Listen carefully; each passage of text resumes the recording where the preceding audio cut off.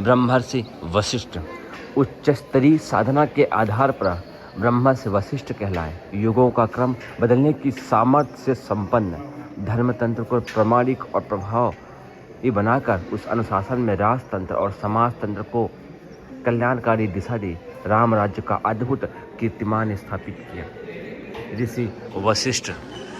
ऋषि वशिष्ठ तनी हुई मूछें, चंदन, काले घने बाल, दाढ़ी, मूछ, बाल, कानों में कुंडल, माला और ऐसा विराट शरीर। ऋषि वशिष्ठ। और चलते हैं, तो आपको कभी इच्छा हो तो आप घूमने भी आ सकते हैं। यहाँ पर सभी ऋषियों की प्राण प्रतिष्ठा की गई है। ऋषि चरक वनौषधियों के साथ चेतना स्तरीय संपर्क स्थापित कर उनके विविध गुणों का अन्वेषण किया। उनके सदुपयोग से दैहिक, दैविक तथा भौतिक तापों के निवारण तथा कायिक, मानसिक, आत्मिक स्वास्थ्य संवर्धन के विविध विधि विधान का विकास किया। ऋषि चरक जी को आप देख रहे होंगे, तो आप इसके पीछे देखेंगे तो विराट जंगल और उनके सभी सामग्रियाँ जिसके माध्यम से वो रिसर्च करते थे, और विराट शरीर और ऐसा खूबसूरती भरा दृश्य। और आगे हम चलते हैं भगवान परशुराम के बारे में।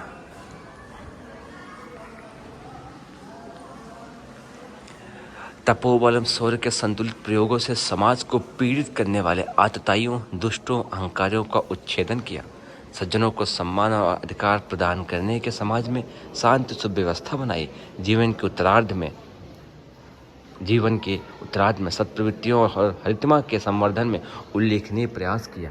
ऐसे हमारे महान ऋषि भगवान परशुराम। और ऐसा खूबसूरती भरा यह ऋषि स्थान शांति कुंज हरिद्वार। जब भी आपकी इच्छा हो तो आप यहाँ आ सकते हैं और यहाँ की खूबसूरती का, यहाँ के ऋषियों के साथ बैठ करके सब कुछ देख सकते हैं और साथ ही यहाँ की खूबसूरती का आनंद भी ले सकते हैं। तो आप सभी का स्वागत है शांति कुंज हरिद्वार। हम में से हर किसी की यह इच्छा होती है कि जाने अपने भारत देश के महान ऋषियों के बारे में। तो इसी कड़ी में आज हम शांति कुंज हरिद्वार आए हैं और आज आपको हम दिखाने वाले हैं ऋषियों की महान गाथा और उनका वर्णन। सर्वप्रथम आए हैं हम भगीरथ भगवान के पास, ऋषि के पास।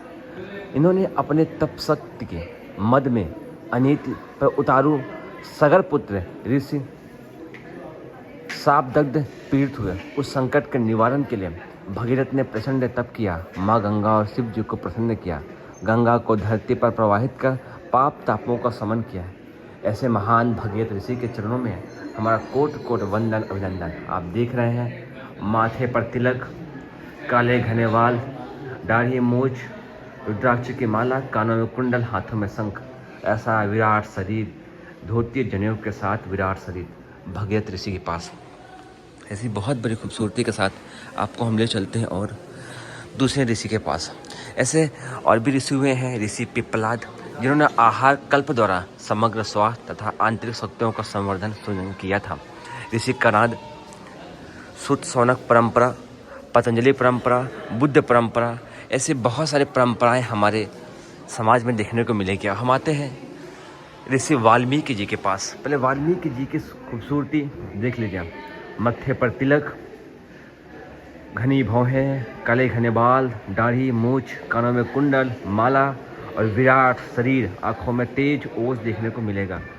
और इसी कड़ी में आप देखें हम तो महर्षि वाल्मीकि जी ने कौन कौन से अद्भुत कार्य किए वो यहाँ पर लिखे हैं। वाल्मीकि ने संस्कृत के प्रथम महाकाव्य की रचना की, जो रामायण के नाम से प्रसिद्ध है।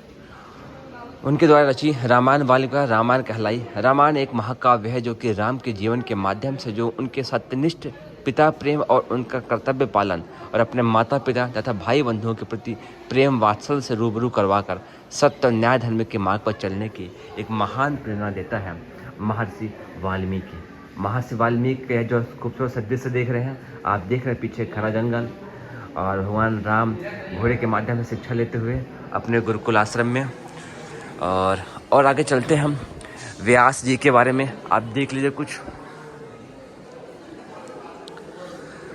ऋषि याज्ञवल्क्य जी की खूबसूरती, तनी हुई मूछे, चंदन, भौहें, कानों में कुंडल, काले घने बाल, दाढ़ी, माला और विराट शरीर और पीछे बना हुआ विशाल यज्ञ कुंड, प्रकृति का स्थान, बहती हुई नदी की धार।